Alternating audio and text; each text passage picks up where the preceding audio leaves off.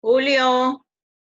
De los sacramentos de iniciación, bautismo, confirmación y Eucaristía. La palabra Eucaristía viene del griego Eucaristía, que significa acción de gracias. La Eucaristía se denominaba originalmente la oración de acción de gracias cuando la iglesia primitiva se reunía a compartir el pan, a esa transformación del cuerpo, del pan y el vino en el cuerpo y la sangre de Cristo, le llamaban Eucaristía y significa acción de gracias. Se juntaba ese pueblo a darle gracias a Dios, a partir el pan.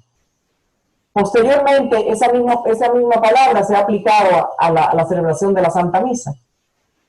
Ahora vamos a ver, para comenzar de lleno con lo que vamos a hablar esta noche, la importancia de la Eucaristía.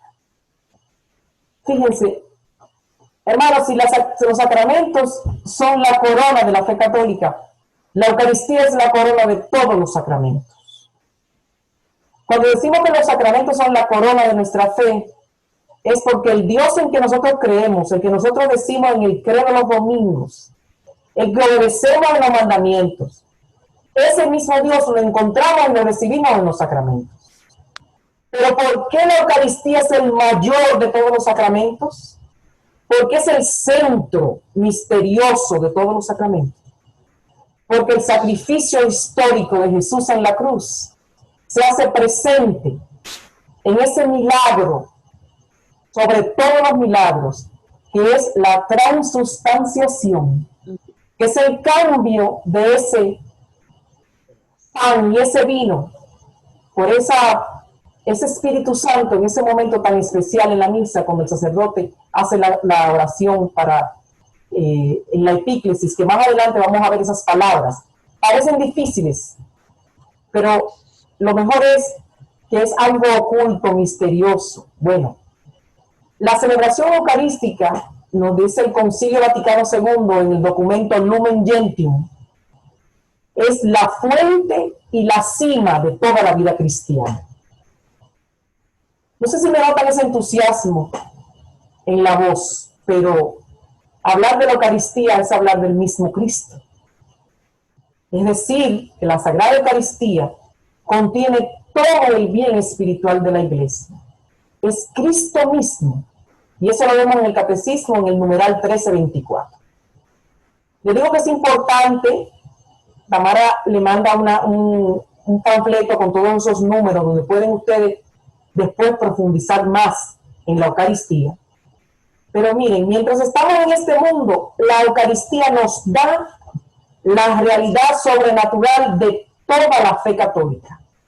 ¿Cuál es esa realidad? Bueno, la salvación, llegar a la vida eterna, la gracia santificante, llegar al reino de Dios. Y nosotros los cristianos en nuestra vida, con la Eucaristía, participamos en la vida misma de Dios. La Eucaristía es el culmen, lo más grande entre la relación de Dios con el hombre. Hermanos, no somos iglesia porque colaboremos a su sostenimiento, porque nos llevemos bien, o porque casualmente hayamos caído en una comunidad, por ejemplo en San Martín de Porres, o en la comunidad que ustedes vayan, sino porque en la Eucaristía recibimos el cuerpo de Cristo y continuamos siendo transformados en el cuerpo de Cristo, que es su iglesia. Jesús mismo, antes de ser entregado a su pasión, celebró con sus discípulos la última cena y les dejó este sacramento. En 1 Corintios, capítulo 11, versículo 24, San Pablo nos dice que Jesús mismo les dice a sus apóstoles: haced esto en memoria mía. A continuación vamos a ver la relación de la Eucaristía con la creación del universo. ¿Por qué Dios la instituyó? Para contestar esa pregunta, tenemos que comenzar desde numeral de nuestro catecismo, que comienza diciendo: Dios, infinitamente perfecto y bienaventurado en sí mismo, en un designio de pura bondad, ha creado libremente al hombre para que tenga parte en su vida bienaventurada. Por eso está cerca del hombre. Dios creó el universo para que nosotros pudiéramos existir y disfrutar de su amor para siempre. Con este fin, Él se reveló a sí mismo, al mundo entero, mediante su pueblo escogido. Ese pueblo escogido, el mismo Dios estableció una alianza de amor con ellos. Les reveló su ley, les envió profetas y finalmente cumplió la alianza enviando a su Hijo aquí, a nosotros, donde nació, vivió, murió y resucitó. Y ascendió al cielo para que nosotros pudiéramos salvarnos del pecado y nos uniéramos a Dios. Jesucristo, el Hijo de Dios, continuó su presencia y trabajo entre nosotros al nombrar a sus apóstoles y establecer la iglesia, que es su cuerpo místico. Dios hizo todo esto por una razón: la unión de amor con nosotros, que es lograda en la perfección que es la Eucaristía. San Francisco de Asís decía: el hombre debería temblar, el mundo debería vibrar, el cielo entero debería conmoverse profundamente cuando el Hijo de Dios aparece sobre el altar en las manos del sacerdote. Toda la iglesia en el mundo es la casa del pan de vida. Cristo, Él estableció la Eucaristía. Esta es la meta fundamental de su amor, porque el fin de su amor es la unión. Y la Eucaristía es esa unión íntima entre nosotros y Cristo que existe en este mundo. Dios hizo el universo, en el cual está su iglesia. Hizo la iglesia en el cual se encuentra la Eucaristía. De modo que es cierto y lógico decir que esa razón fundamental en esta vida para la creación del universo es la Eucaristía.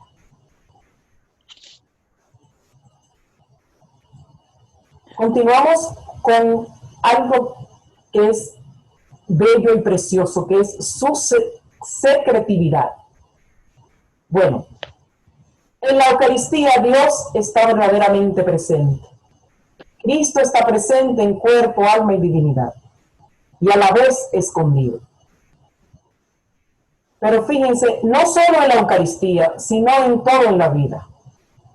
Dios se revela a sí mismo y a la vez se oculta. ¿Por qué?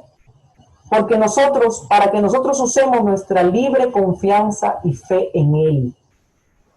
Él ama y respeta la libertad de nosotros, sus amados, sus criaturas amadas. La grandeza de la Eucaristía solo se conoce por la fe, no por los sentimientos o por los sentidos o por la ciencia. Su ser, es decir, la realidad de la Eucaristía, es mucho mayor que su parecer, es decir, su apariencia, la apariencia de pan, la apariencia de vino. La presencia del verdadero cuerpo y sangre de Cristo en este sacramento no puede ser detectada por los sentidos ni por el entendimiento, sino por la fe, en la cual descansa en la autoridad divina, nos decía Santo Tomás de Aquino en sus escritos de Suma Teológica. Fíjense, ese capítulo del Evangelio de San Juan, versículo del capítulo, el capítulo 6, cuando ustedes puedan durante esta semana, mediten el capítulo 6 de San Juan, que es el capítulo realmente del pan de vida, de la Eucaristía. Yo soy el pan de la vida, el que venga a mí no tendrá hambre, y el que crea en mí no tendrá nunca sed. Muchas experiencias que nosotros hemos pasado son únicas en la vida, y nos parecen celestiales, más celestiales que lo que acontece cada domingo en cada iglesia en cada momento de todo el mundo, en cada iglesia, cuando recibimos la Eucaristía. Hay experiencias que nos causan lágrimas de alegría y permanecen en nuestra vida por mucho tiempo. El nacimiento de un hijo, el nacimiento de un nieto, o las bodas, mi luna de miel, reuniones con personas que hace mucho que no veía. Bueno, nos causan lágrimas, la muerte de un ser querido. Hasta triunfos deportivos a veces se nos quedan en la mente. ¿Quién ganó la Serie Mundial aquí en Miami cuando yo pude ir? Todo eso se nos queda en la mente. Pero en contraste, sentimos a veces muy poco al recibir el cuerpo de Dios encarnado. Pero fíjense, esta realidad es infinitamente mayor que cualquier otra cosa en nuestras vidas. Pero no se sientan diferentes, ni se sientan que ustedes son peor que nadie, como yo me he sentido a veces. Esto es normal. A veces Dios nos da gracias especiales que se sienten cuando recibimos la Eucaristía. Realmente no es así, no porque Dios no quiera que sintamos a Jesús, sino porque Él sabe exactamente lo que cada uno de nosotros necesita. Y la mayoría de nosotros necesitamos ejercitar más la fe. No ansiar, mirar cosas grandes, increíbles, sino en fe, esa comunión espiritual, esa comunión de este sacramento con Jesús y conmigo. Esos consuelos perceptibles, como le llamaban los santos, realmente son como algo extra, pero nuestra fe es lo que nos va a dar ese sentimiento de Cristo es que está dentro de nosotros. ¿Qué nombre se le ha dado a la Eucaristía? Bueno, la riqueza inagotable de este sacramento se ha expresado por mucho tiempo con diferentes nombres. Cada uno de estos nombres, que lo vamos a enumerar ahora, evoca algunos aspectos de lo que es la Eucaristía. Como dijimos al principio, acción de gracias, sacrificio de alabanza por la obra de la creación, ese amor de Dios, ese sacrificio, esa gratitud es presentada al Padre en la Eucaristía. Porque todo lo que Dios ha hecho, bueno, bello y justo en la creación y la humanidad. Y en esa pequeña hostia se ofrece el universo entero. También se le llama el banquete del Señor, porque se trata de la cena que el mismo Señor celebró con sus discípulos la víspera de su pasión. Y también banquete de bodas del Cordero en la Jerusalén celestial. La Eucaristía como la fracción del pan, porque con esta expresión los primeros cristianos designaron a sus asambleas eucarísticas. Con él se quiere significar que todo lo que comen de este único pan partido que es Cristo, entran en comunión con él y forman un solo cuerpo en él. También se le llama asamblea eucarística, porque es celebrada en la asamblea de los fieles, que es la expresión visible de la iglesia. También se conoce como la memorial de la pasión y de la resurrección del Señor. El santo sacrificio, porque se actualiza el sacrificio de nuestro Señor en la cruz. Se le llama también comunión, pan de los ángeles, pan del cielo, medicina de inmortalidad, el viático, también Santa Misa. Bueno, la Eucaristía es el cielo en la tierra. Para mí ese es el mejor nombre que se le puede dar a la Eucaristía. El cielo en la tierra. ¿Qué origen tiene la Eucaristía? La Eucaristía descansa en la autoridad de Cristo Jesús, quien la instituyó en esa última cena con sus apóstoles, antes de su pasión. Es muy bueno que meditemos el capítulo 22 de San Lucas, el capítulo 22 de su Evangelio, de los versículos 14 al 20. He puesto solamente estos dos. Este es mi cuerpo que se entrega por ustedes. Esta es la copa de la nueva alianza sellada con mi sangre. que se derrama por ustedes. En el Catecismo 1333, nuestra iglesia nos dice que fiel a la orden del Señor, la iglesia continúa haciendo lo que Él hizo. Quienes rechazan lo que la iglesia enseña y hace, aunque lo sepan o no, realmente están están rechazando lo que Cristo enseña y hace. Porque el credo, el culto y el código de la iglesia, la teología, la liturgia, la moral de nuestra iglesia, son todas en nombre de Cristo, quien dijo a sus apóstoles en Lucas capítulo 10, versículo 16, que a vosotros os escucha, a mí me escucha. Como el mismo Cristo, la Eucaristía dividió y ofendió y todavía ofende a muchos hombres, porque lo hace desde el principio. En Juan capítulo 6, versículo 60, cuando Él anunció la Eucaristía que dividió a sus discípulos, igual que el anuncio de la pasión los escandalizó. ¿Cómo nos dice que vamos a comer de su carne y beber de su sangre? Es muy duro este lenguaje, pero ¿quién va a poder escucharlo? Bueno, la Eucaristía y la cruz son piedras de tropiezo. Es un misterio que causa división y no deja de causar división. Jesús se lo dijo a sus apóstoles cuando Él hablaba de su pasión, cuando Él hablaba de que Él era el pan de vida. Muchos se fueron y lo dejaron. Y Él les dijo a sus apóstoles, a los pocos que quedaron, ¿también ustedes quieren marcharse? Esta pregunta del Señor resuena ahora, en este momento, agosto 11, 2020. Celebramos hoy a Santa Clara de Asís, que fue una ferviente creyente en el cuerpo de Cristo.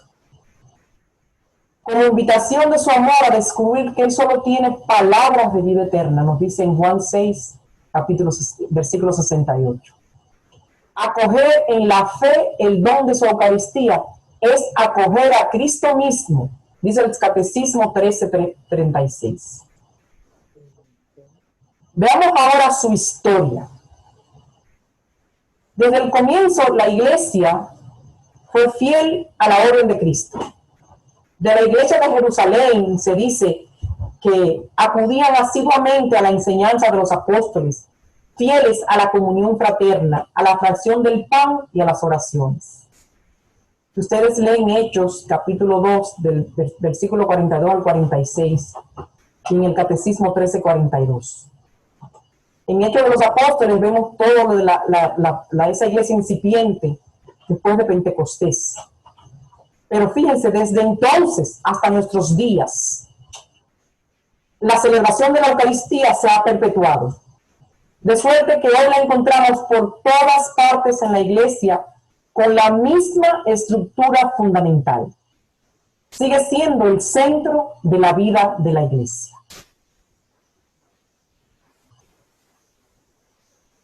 Si los cristianos celebramos la Eucaristía desde los orígenes, y con una forma tal que en su sustancia no ha cambiado a través de la gran diversidad de épocas y de liturgias, es porque nos sabemos sujetos al mandato del Señor, donde dado a la víspera de su pasión, esas palabras que nos dice el Señor, hacer esto en memoria mía. El mismo Pablo lo dice en la primera de Corintios, capítulo 11, del 23 al 26. Porque yo recibí del Señor lo que también les he enseñado. Que el Señor Jesús, la noche que fue entregado, tomó pan y habiendo dado gracias, lo partió y dijo, tomen, coman, esto es mi cuerpo, que será entregado por ustedes. Hacer esto en memoria mía. El mismo Señor no nos entregó. Sus elementos esenciales de la Eucaristía. Bueno, la liturgia de la Eucaristía se desarrolla conforme a una estructura fundamental que ha conservado a través de los siglos. Bueno, hay dos momentos muy importantes que son una unidad básica de la Eucaristía, de la misa. La liturgia de la palabra y la liturgia eucarística. En la liturgia de la palabra escuchamos lecturas del Antiguo Testamento y del Nuevo Testamento, y en domingos y días de fiesta, las cartas apostólicas, usualmente de San Pablo, también del Nuevo Testamento, y claro, los evangelios. Después de los evangelios viene la homilía, que nuestros sacerdotes nos hablan con la palabra de Cristo a través del Evangelio y del Antiguo Testamento, y la oración universal. Es muy importante saber que la liturgia de la palabra es tan importante como la Eucaristía. La Eucaristía es el centro, el culmen, pero la liturgia de la palabra es muy importante. Cuando escuchamos la palabra de Dios con atención y la ponemos en práctica, y llega el momento culminante de la liturgia eucarística, cuando se presentan ese pan y ese vino a ser consagrados, y se nos va a ofrecer esa comunión, ya nuestra alma, nuestro espíritu, se ha llenado con la palabra del mismo Dios y con las palabras del mismo Jesús del Evangelio. Dentro de la liturgia de la palabra y de la liturgia eucarística, el Catecismo en su numeral 1408 nos dice: la celebración comprende 4 partes: la proclamación de la palabra de Dios, la acción de gracias a Dios Padre por todos sus beneficios, sobre todo el don de su Hijo, la consagración del pan y el vino, y la participación en el banquete litúrgico por la recepción del cuerpo y de la sangre del Señor. Todos estos elementos constituyen un solo y mismo acto de culto. Estamos adorando a Dios, al Dios Trino, Padre, Hijo y Espíritu Santo. ¿Quiénes participan en la celebración eucarística? ¿Quiénes son parte de esa celebración? Primero, Dios Padre, a quien se ofrece el sacrificio de su Hijo Jesucristo y quien lo acepta. Segundo, a la cabeza está Cristo mismo, que es el actor principal de la Eucaristía. Tercero, el Espíritu Santo, quien le da energía. 4, el cuerpo entero de Cristo, la Iglesia. Toda la Iglesia se une en esta ofrenda. Toda la Iglesia, no solo los miembros que estamos aquí abajo, sino los que están ya en la gloria del cielo, dice el Catecismo 1370. El sacrificio eucarístico también es ofrecido por los fieles difuntos, que han muerto en Cristo y todavía no están completamente purificados, aquellos que están en el purgatorio. De modo que en la Eucaristía está unida la iglesia militante en la tierra, que somos nosotros, que mientras estemos aquí tenemos que ser misioneros de esa iglesia y llevar su palabra por todos los lugares, como nos dijo el mismo Cristo. Tenemos también los que han muerto en esa gracia de Dios y la iglesia que sufre en el purgatorio, esa que le falta la última purificación. En la Eucaristía toda la creación es presentada a Dios por el hombre, el mediador y el sacerdote de toda la creación, así como toda la humanidad es presentada a Dios por medio de Cristo, el mediador y sumo sacerdote del hombre. La identidad de la Eucaristía. La Eucaristía es la presencia real de Cristo. No hay otra manera de decirlo. Es la presencia real de Cristo. Como sacramento, la Eucaristía tiene un aspecto doble. Es un signo, como la realidad que éste representa. Es una conmemoración del pasado, pero lo hace real, lo hace presente. Cuando la iglesia celebra la Eucaristía, hace memoria de la Pascua de Cristo y esta se hace presente. Ese sacrificio que Cristo ofreció de una vez por siempre en la cruz permanece actual. En la Eucaristía Cristo está presente, no ausente, está verdaderamente aquí. Es presente, no pasado, sino que está sucediendo ahora. es presentado como un don, es entregado, ofrecido, no está retenido. Cristo está presente de múltiples maneras en su iglesia, pero el modo de la presencia de Cristo bajo las especies eucarísticas, su forma, su apariencia de pan, de vino, es singular. En el Santísimo Sacramento de la Eucaristía están contenidos verdadera, real y sustancialmente el cuerpo, la sangre, el alma y la divinidad de nuestro Señor Jesucristo, y por consiguiente Cristo entero. Fíjense, por eso puse esa pequeña oración aquí a la derecha. Señor, yo creo, pero aumenta mi fe. No sé si usted ha oído las estadísticas de los católicos en los Estados Unidos, que hay un porcentaje muy grande de católicos que, aunque se dicen católicos y comulgan, no creen en la presencia real de Cristo en la Eucaristía. Esta presencia sí es real. Cristo, Dios y hombre, se hace totalmente presente. Después de la consagración, ahí está Cristo. Cuerpo, sangre, alma y divinidad. ¿Qué relación tiene la Eucaristía con la cruz de Cristo? Su relación con la cruz, bueno, Cristo se ofreció a sí mismo de una vez por todas en la cruz. Él dijo, todo está cumplido. Juan capítulo 19, versículo 30. La Eucaristía no repite el sacrificio, sino que lo hace presente al Padre.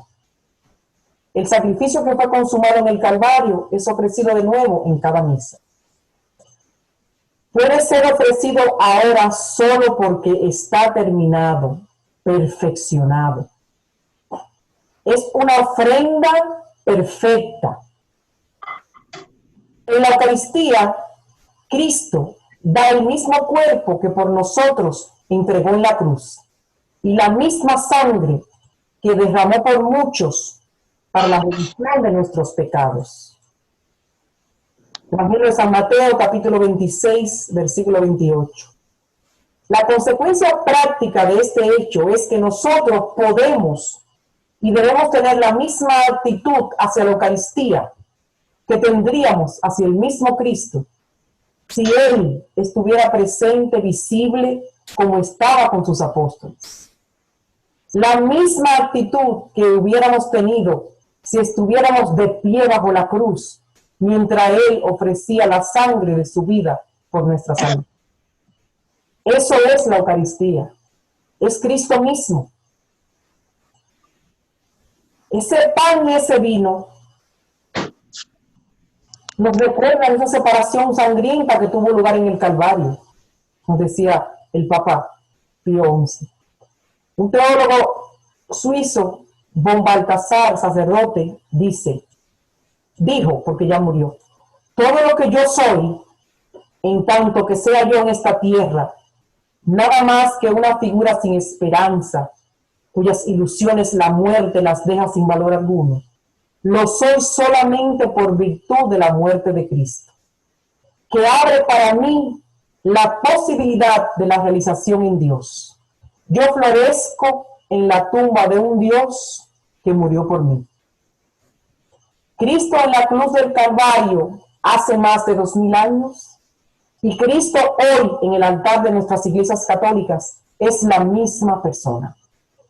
El Cristo que encontramos hoy en la misa es el Cristo de la historia, porque Cristo es el mismo ayer, hoy y siempre, nos dice San Pablo en los Hebreos, capítulo 13, versículo 8. Cristo no es dividido por el tiempo.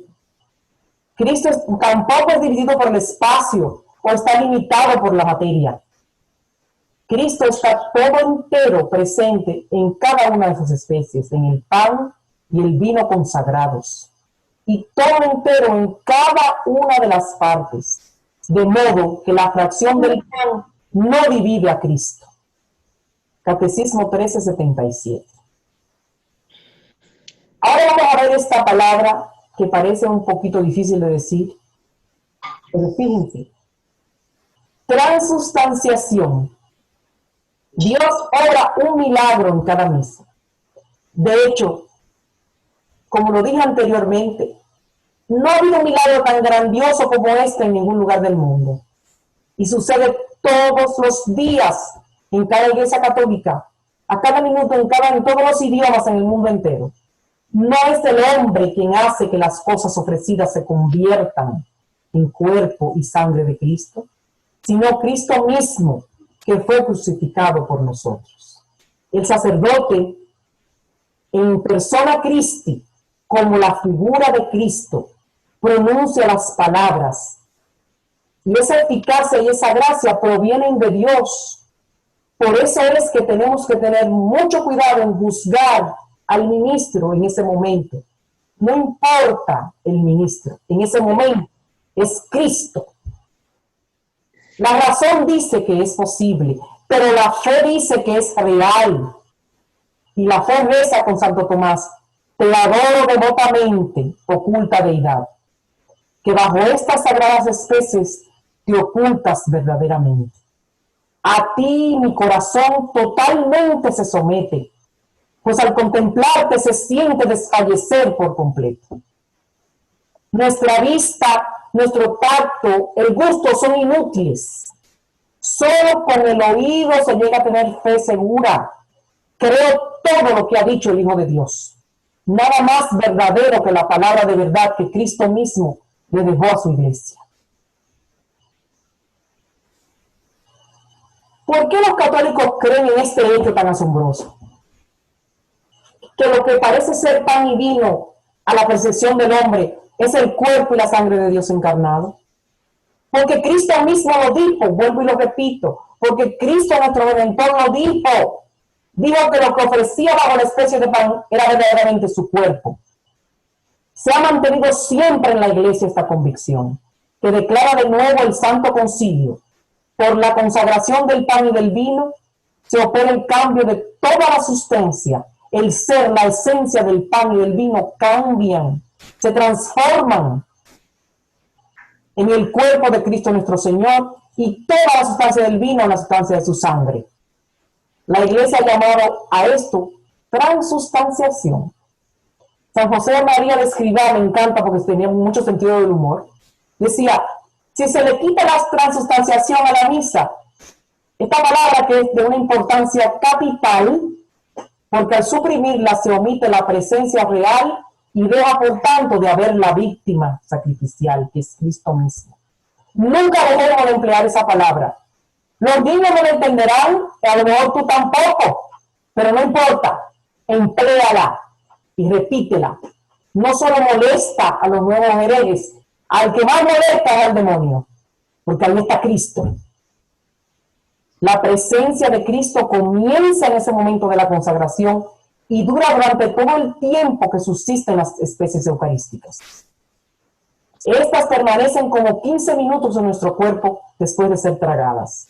Esos 15 minutos deben ser unos minutos de oración, de acción de gracias, de adoración, y no rápidamente volver a todas las ocupaciones mundanas, a saludar al que está al lado, no, a saludar al que me saludó, al que me levantó, no. Cuando recibimos el cuerpo de Cristo, es un momento precioso, es un momento divino, es un momento de adoración para estar con Cristo. Ahora que decimos adoración, hay el culto a la Eucaristía. La Iglesia católica continúa dando y ha dado siempre el culto a la adoración que se debe al sacramento de la Eucaristía. No solamente durante la misa. Es muy importante que en el momento que el sacerdote está diciendo esas palabras, nosotros los fieles no repetimos esas palabras, eso solamente lo dice el sacerdote. En el momento que él levanta en sus manos el Santísimo Sacramento, ese momento es sagrado, pero también le debemos al sacramento de la Eucaristía, fuera de la celebración de la misa.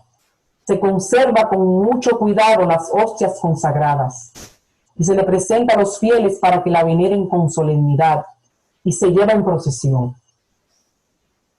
Hemos visto muchas veces en nuestra iglesia, cuando se hace la exposición del Santísimo, el Jueves Santo, ese momento tan maravilloso cuando el sacerdote, al terminar la misa, lleva el Santísimo Sacramento a ese monumento tan bello para dejarlo allí hasta que ese sábado de gloria repiquen las campanas por el Cristo resucitado.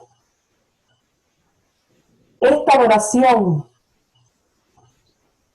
de la presencia real de Cristo en la Eucaristía, si no fuera verdad que Cristo está allí, esto sería una idolatría. Estuviéramos adorando un pan y adorando vino. Pero no, es cierto, es cierto. Y el no adorarle es tan grave como el creer que no es Cristo. La adoración eucarística ha transformado vidas, ha transformado parroquias. El Papa San Juan Pablo II dijo: la Iglesia y el mundo tienen una gran necesidad del culto eucarístico. Jesús nos espera en el sacramento del amor.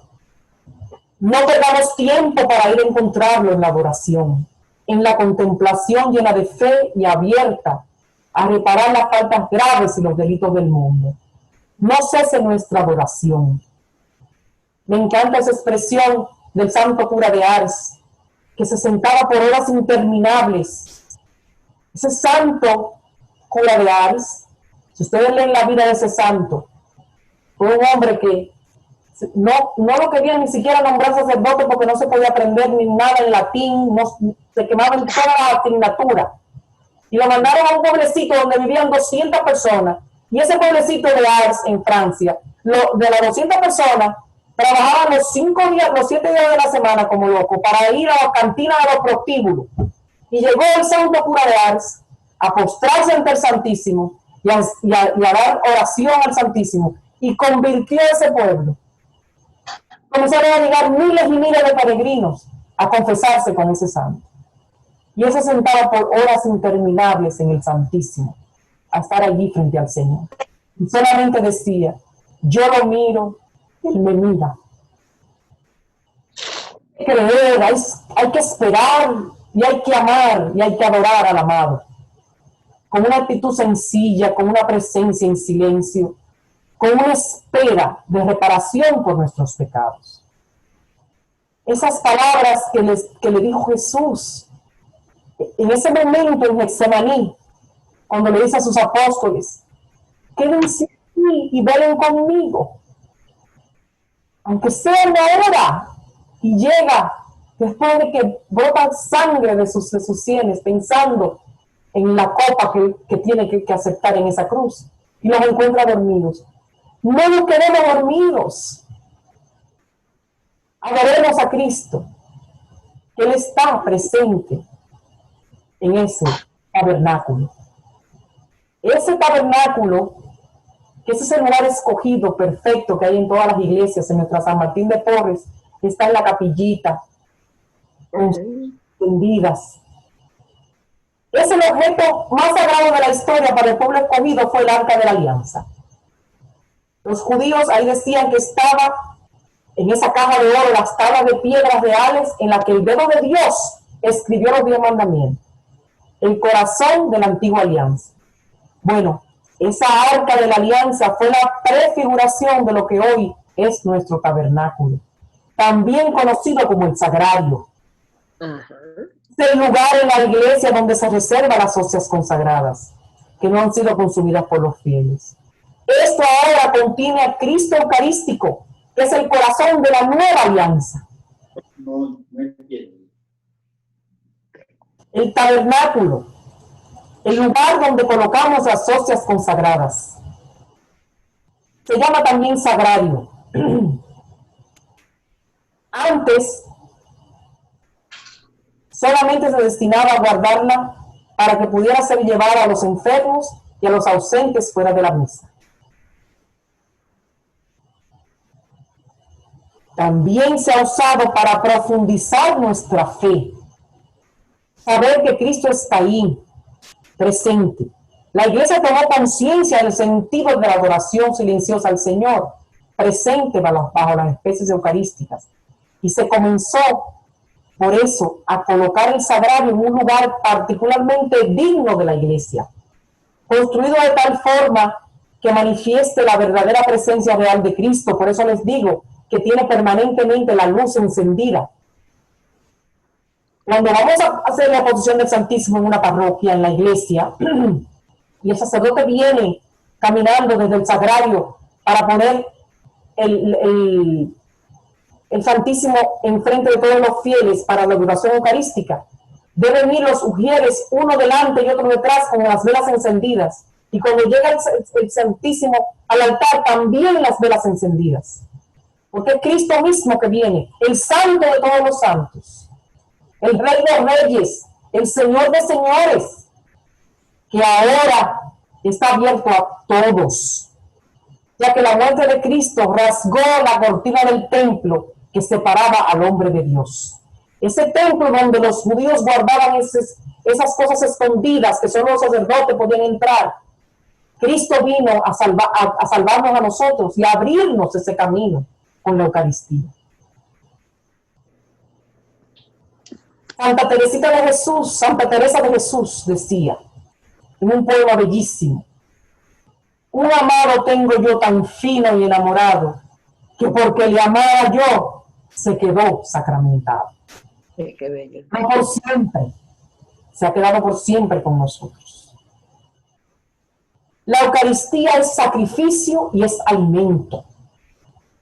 Santo Tomás de Aquino lo explica diciéndonos: los sacramentos de la Iglesia, instituidos para ayudar al hombre en su vida espiritual, pero esa vida espiritual es igual, está unida a la vida corporal, ya que las cosas corporales tienen parecido con lo espiritual. Es claro que nosotros necesitamos la regeneración corporal, ya que comemos, de este modo el hombre recibe la vida, el crecimiento por el cual el hombre llega a la madurez. Asimismo es necesario el alimento para la preservación de la vida. Bueno, para nuestra vida espiritual, el bautismo comienza con nuestra regeneración, comienza nuestra vida espiritual con el bautismo. Después viene la confirmación, donde vamos creciendo espiritualmente. Y era también necesario que existiera un sacramento como alimento espiritual. Él lo explica en su libro Summa Theologica. Estos dos aspectos de la Eucaristía son inseparables, ya que es tanto un banquete como un sacrificio. Es un lugar donde se celebra en una mesa, como un altar. El altar, en el Catecismo 1883 nos explica, el altar en torno al cual la Iglesia se reúne en la celebración eucarística representa los dos aspectos de un mismo misterio: el altar del sacrificio y la mesa del Señor. Los dos aspectos dependen el uno del otro. Es un sacrificio para que pueda ser un banquete. Y es un banquete solo porque es un sacrificio. La misa es a la vez, inseparablemente, el memorial sacrificial en que se perpetúa el sacrificio de la cruz. Y es el banquete sagrado de la comunión en el cuerpo y la sangre del Señor. Pero esa celebración del sacrificio está totalmente orientada hacia esa unión íntima que estamos hablando desde el principio de los fieles con Cristo por medio de la comunión. Es un banquete porque es un sacrificio. Igual que cualquier comida mundana, primero hay que matar y ofrecer para comer. Sea animal o vegetal, su vida natural ha terminado y se le da para nutrir al que se la está comiendo. Bueno, mi vida por la tuya. Esta es la gloria, la donación, el darse a sí mismo, el darse en el amor, la esencia de nuestra vida eterna en el cielo. Esa participación en la vida interior misma de la Trinidad. La consagración del pan y el cuerpo de Cristo en el cuerpo de Cristo y el vino en su sangre actualiza el sacrificio de Dios en la cruz y es alimento espiritual del alma. Este sacramento, la Eucaristía, Se da gracias invisibles bajo especies visibles. Es un sacramento que se recibe, que se da con la gracia y con el amor del mismo Cristo. A ver ahora, ¿quién puede recibir la Eucaristía?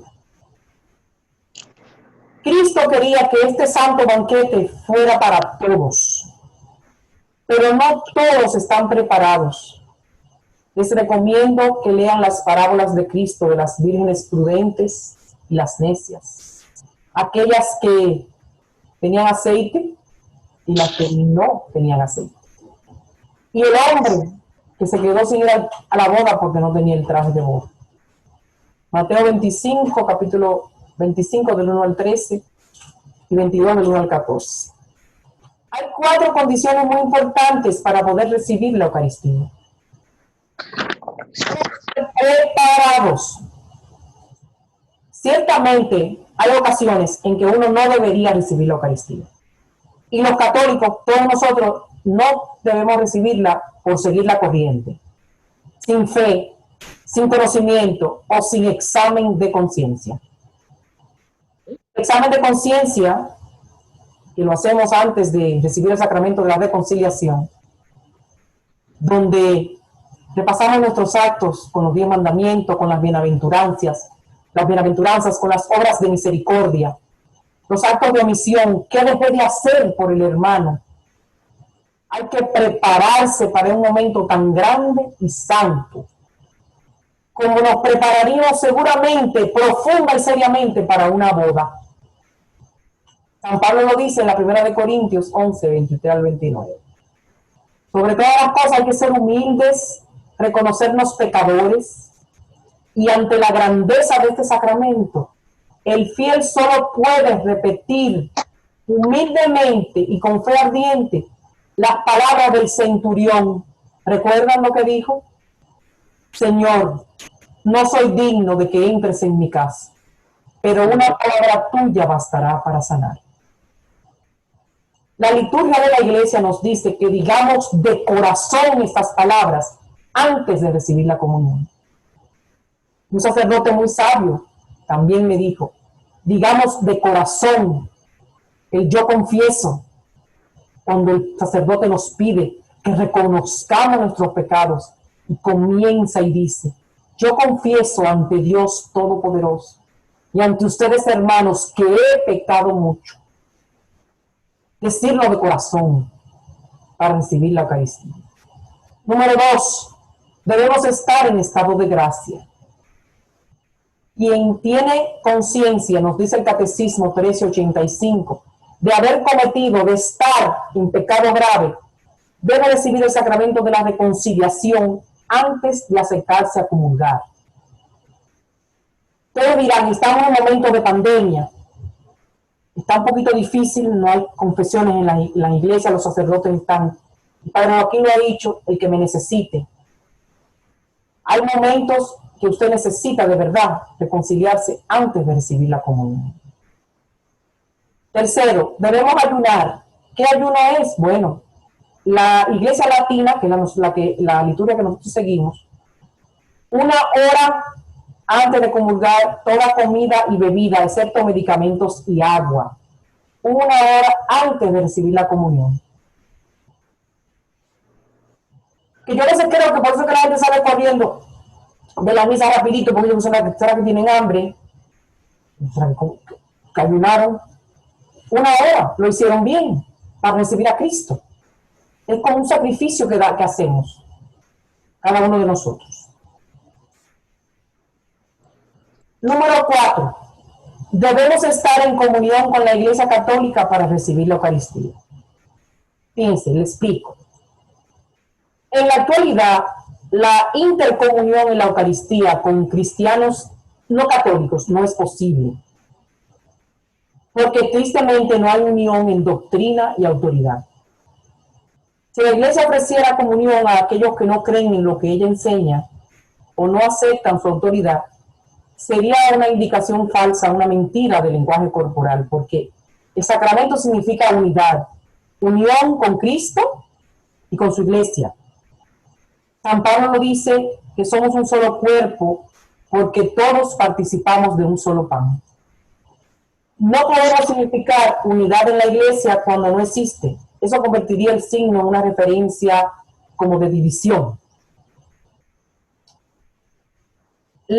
Este sacramento, como le dijimos, que es unión con Cristo y con su iglesia, pertenece a la Iglesia Católica, quien está bautizado en ella, comparte su fe y vive en unión con ella. Sería una contradicción, una falta de credibilidad de la iglesia, y que el signo de la Eucaristía se vería afectado si muchas veces los sacerdotes, porque yo lo he visto en bodas y lo he visto en otro tipo de celebraciones, como en una misa por alguna persona que ha muerto, los sacerdotes dicen a las personas solamente pueden acercarse a tomar la comunión los católicos que estén preparados para hacerlo, porque en otras iglesias hacen un compartir y muchas personas piensan que a lo mejor es lo mismo, pero no lo es. Entonces muchas veces nosotros mismos los católicos tenemos que ayudar cuando invitamos, porque podemos invitar a un hermano que sea de otra religión a la boda de nosotros, son familiares y van a ir, pero tenemos que decirle que ese es nuestro sacramento corona de todos los sacramentos, el cuerpo y la sangre de Cristo. Esa es nuestra fe. No es un alimento cualquiera, es un momento especial. Dígamelo a mí en el momento que recibí la hostia consagrada. Ese día que pude arrodillarme junto con mi esposo en el matrimonio cuando me casé por la iglesia. Después de muchos años de no poderlo recibir. Es un momento indescriptible recibir a Cristo.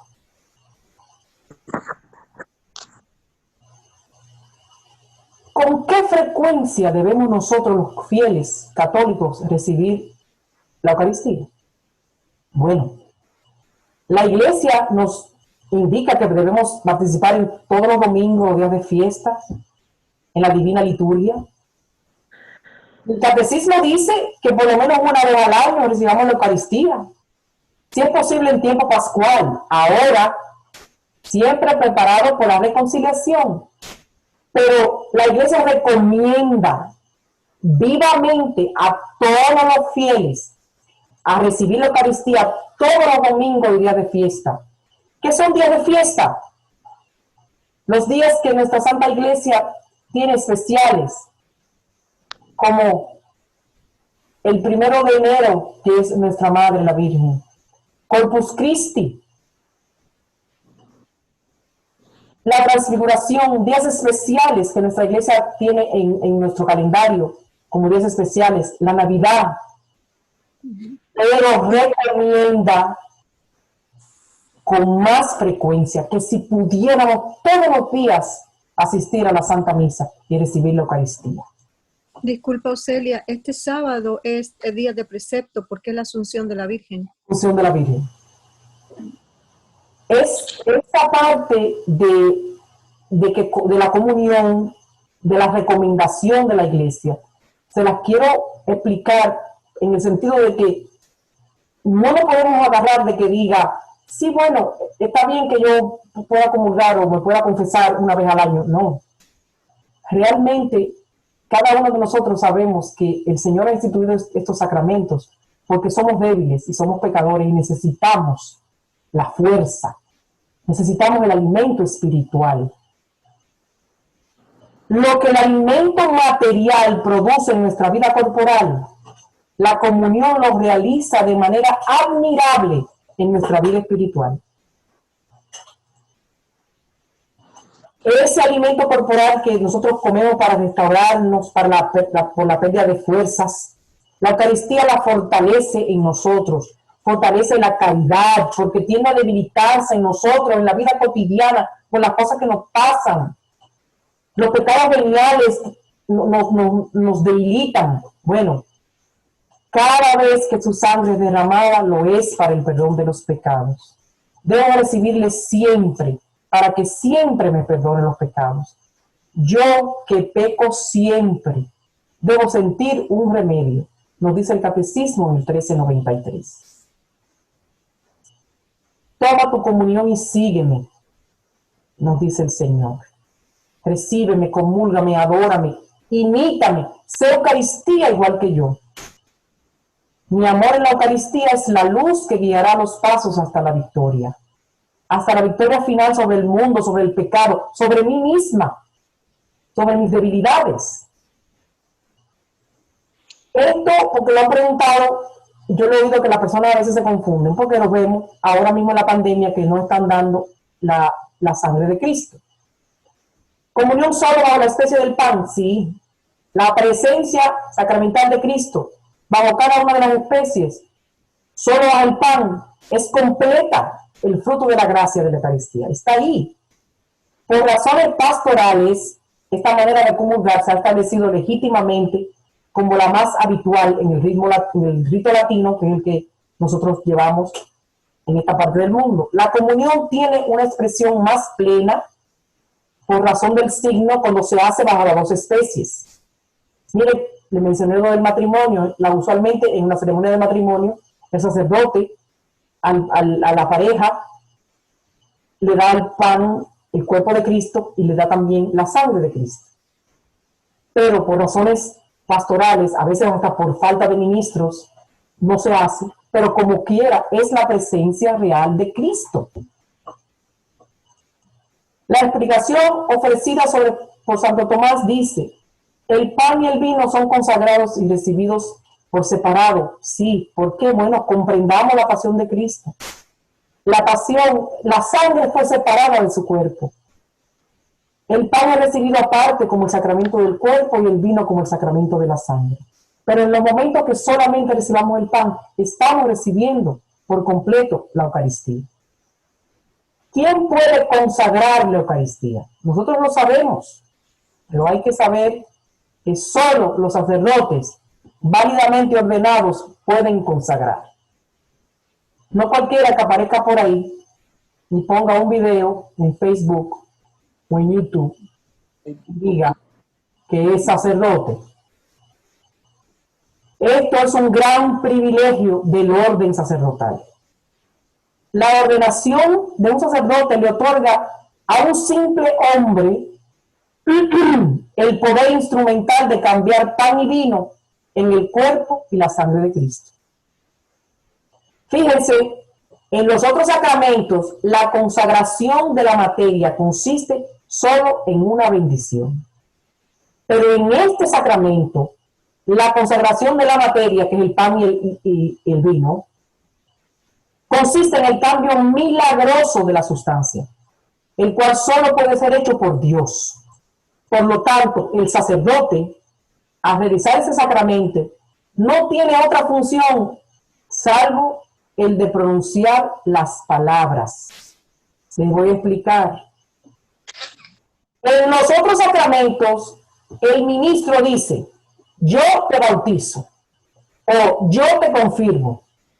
Pero la forma de este sacramento es pronunciada como si Cristo estuviese hablando en persona.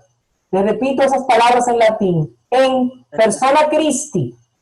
De modo que se presta a entender que el ministro no hace nada para perfeccionar este sacramento, excepto el pronunciar la palabra de Cristo. Por eso no juzguemos al ministro. La consagración no depende de la piedad del sacerdote. El sacerdote consagra este sacramento no por su poder, sino como ministro de Cristo, en cuya persona él consagra este sacramento.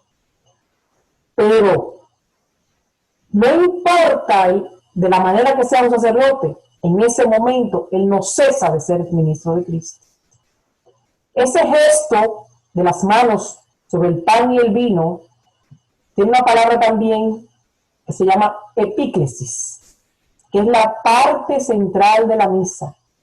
Invocación sobre, cuando el sacerdote invoca esas palabras, la intersección mediante la cual el sacerdote le pide al Padre enviar al Espíritu Santo para santificar las ofrendas.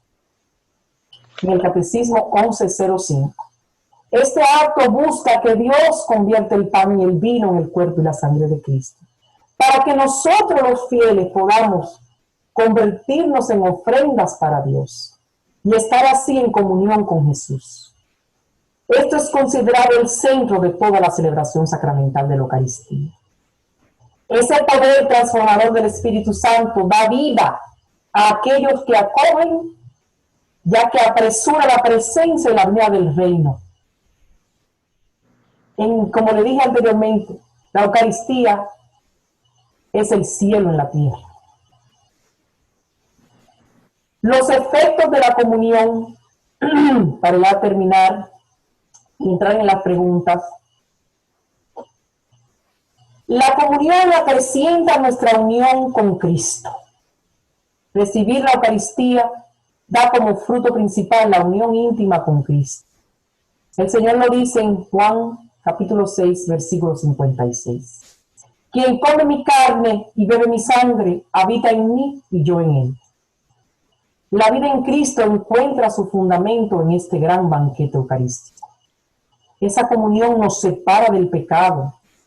La Eucaristía no puede unirnos a Cristo sin purificarnos primero de los pecados cometidos y nos preserva de futuros pecados. Cada comunión que me une a Cristo me convierte más en el cuerpo, en ese cuerpo vivo, el cuerpo de Cristo. Renueva gracias que recibí en mi bautismo. Renueva las gracias que recibí en la confirmación. Me fortalece en la lucha contra el mal. Me fortalece en la lucha contra el pecado. La Eucaristía y el cielo. Aunque en el cielo no habrá necesidad de sacramentos, la Eucaristía es el anticipo de la celebración de la gloria celestial. El mismo Señor atrajo la atención de sus discípulos hacia el cumplimiento de la Pascua en el reino de Dios cuando les dijo: y os digo que desde ahora no beberé de este fruto de la vid hasta el día en que lo beba con vosotros de nuevo en el reino de mi Padre. Mateo 26, capítulo 26, versículo 29.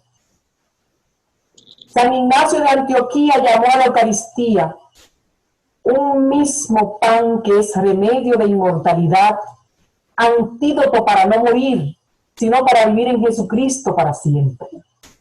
Cristo dijo: yo soy el pan vivo bajado del cielo. Si uno come de este pan, vivirá para siempre, y el pan que yo le voy a dar es mi carne por la vida del mundo. Deja que tu espíritu se sumerja como un buzo en las insondables profundidades del mar. Pero hablo en este versículo, en el capítulo completo 6 del Evangelio de San Juan, y empezaremos a entender un poquitico la Eucaristía. Yo soy el pan de vida, el que viene a mí no tendrá hambre, y el que cree en mí no tendrá sed. Hay algo que quiero comentarles rápidamente. Hay lo que hablamos de que con la fe nosotros sabemos que es en el cuerpo y la sangre de Cristo, y los católicos lo creemos. Cristo mismo en algunas partes del mundo donde se celebra la misa y en todas las épocas se ha manifestado de formas extraordinarias. Lo ha hecho ante los ojos admirados de creyentes, de descreídos y de sacrílegos, por el bien de todas las almas. ¿Cómo? Mediante los denominados milagros eucarísticos, que ponen de manifiesto el inmenso valor de la Eucaristía. En ella se encarna el cuerpo de Cristo. Hay un milagro, yo le voy a decir unos cuantos, y ustedes después pueden, en las lecturas que Tamara le envió, mirar algunos más reconocidos por el Vaticano. El milagro eucarístico del anciano, un lugar en Italia. Un sacerdote que experimentaba dudas acerca de la presencia real de la Eucaristía. En medio de la misa, diciendo las palabras de la consagración, vio como el pan se transformó en carne humana y la sangre se coaguló. Esa carne y esa sangre se puede ver todavía en la iglesia de San Francisco en la anciana Italia. Sometida a análisis científicos, no creyentes, y es lo mismo. Verdadera carne, sangre tipo AB de la especie humana, el mismo tipo de sangre que está en la sábana santa de Turín. Milagros eucarísticos son intervenciones prodigiosas de Dios. Nuestra fe no está fundada en los milagros eucarísticos. No existe obligación en ningún cristiano de creer en los milagros eucarísticos. Pero Dios está presente, Dios se manifiesta, la creación se rinde ante el Redentor. Dios nos muestra su rostro. Hay otro milagro, que es el corporal de Bolsena, que es por el cual se celebra ahora la festividad de Corpus Christi. La beata pronto santa Juliana de Cornilón, el sacerdote Pedro Praga celebró una misa y ocurrió un milagro. De la hostia consagrada cayeron gotas de sangre sobre el corporal. El Papa ordenó al obispo de llevar las reliquias y que prescribió lo que se llama una bula o como una proclamación de que todos los jueves después de la octava de Pentecostés se celebraba la fiesta en honor del cuerpo del Señor. Santo Tomás de Aquino compuso el oficio de la celebración con oraciones bellísimas. Ese corporal también se puede encontrar en la Catedral de Oviedo. Hay muchísimos más. Y hay uno bien curioso.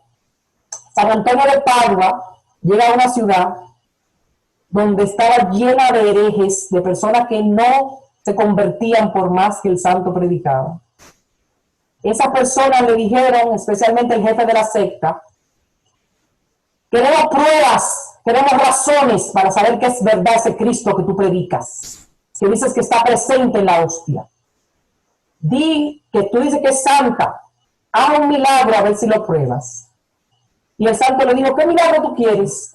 Le dice ese hombre, yo tengo en mi casa una mula, la voy a tener 3 días sin comer ni beber. Al tercer día nos juntaremos en la plaza. Tú con esa Eucaristía que tú dices que es Cristo, y yo con la mula y una ración de cebada. Si esa mula hambrienta, cuando yo le presente la cebada, lo deja y adora la Eucaristía, entonces vamos a creer que ese es el verdadero Cristo. Bueno, pues sí. Se arrodilló a adorar a Cristo. Y ese mismo día se convirtieron todos. Y le dio un golpe grande en el año 1518 a la herejía que no creía en Cristo. Y así, hermanos, les quiero decir que no lo veamos con los ojos de la carne, ni lo sintamos con la boca. Oigan y escuchen y meditemos por un minuto, por un momentito, qué es el cuerpo de Cristo.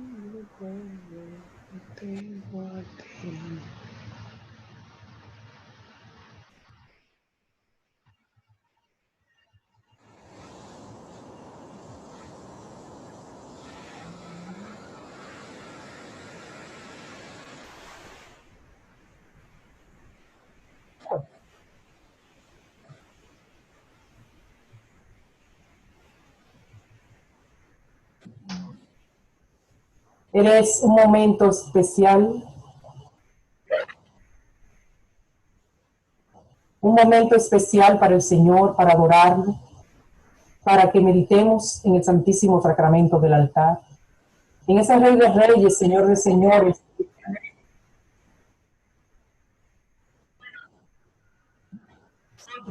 Que seamos portavoces de eso, que seamos portavoces de que Él es Cristo resucitado.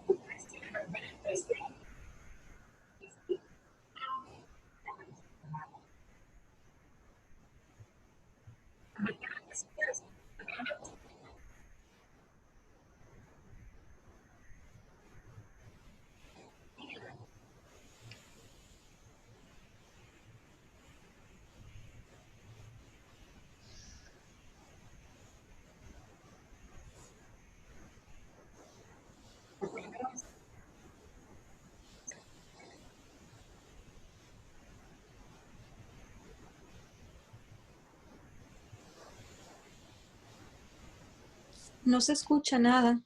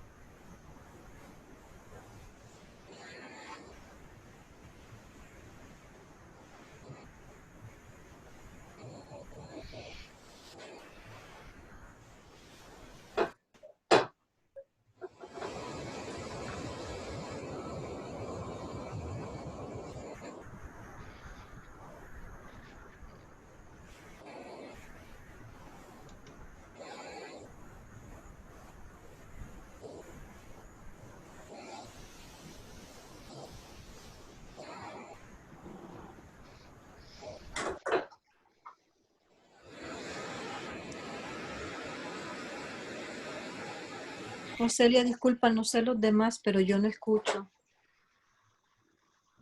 No, no se escucha. No se escucha gracias, nada. muchas gracias, muchas gracias. Todo cuanto hay en el cielo y en la tierra. Tuyo también es el reino. Tú estás por encima de todo, Señor, gloria a ti. Ahora, gracias. Rey de reyes, Señor de señores. Yo tengo a Claribel por el Adoremos. Señor, santo, santo tú eres.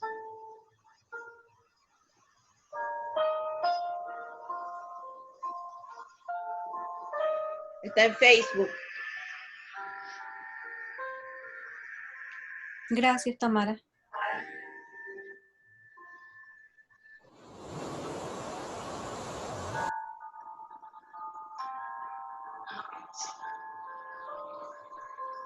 Canten a Dios, canten salmos a su nombre. Aclamen a quien camina por las sendas. Reconcíliense en su presencia. Su nombre es el Señor.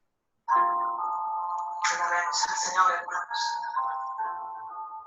Bendigamos su nombre. Damos gracias a Dios que vive y ha venido a encontrarse con nosotros esta noche.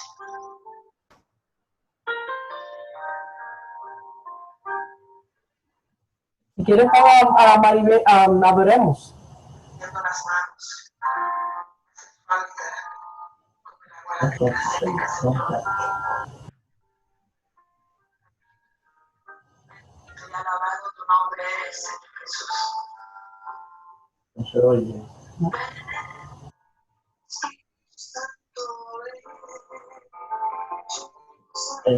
Tiene que parar el video, Celia, por favor. Celia. Allí donde es la pantalla. Ahí no, Celia. ¿Aquí? Celia. En el medio. Tú no estás viendo el y sube el micrófono. Ven, Julio, yo no sé hacer eso.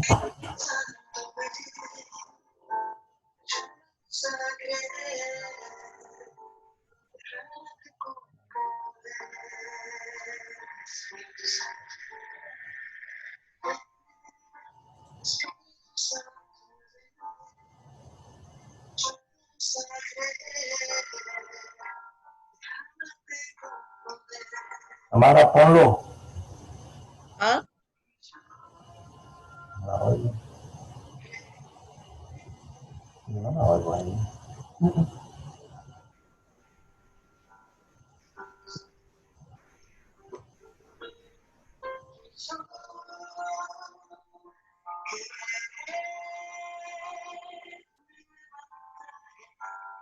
¿Me encontraste?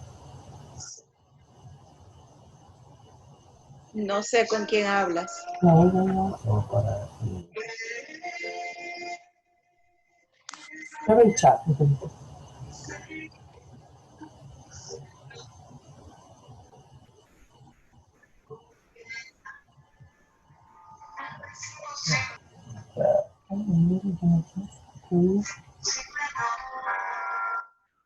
¿Pusiste, Tamara? No se oye.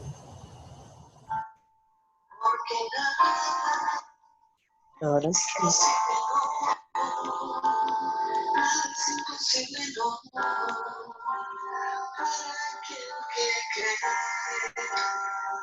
Es necesario que esta noche tú y yo estamos en la presencia de tu Espíritu Señor Jesús. No, pero la pregunta era, Nosotros que hemos venido a adorarte.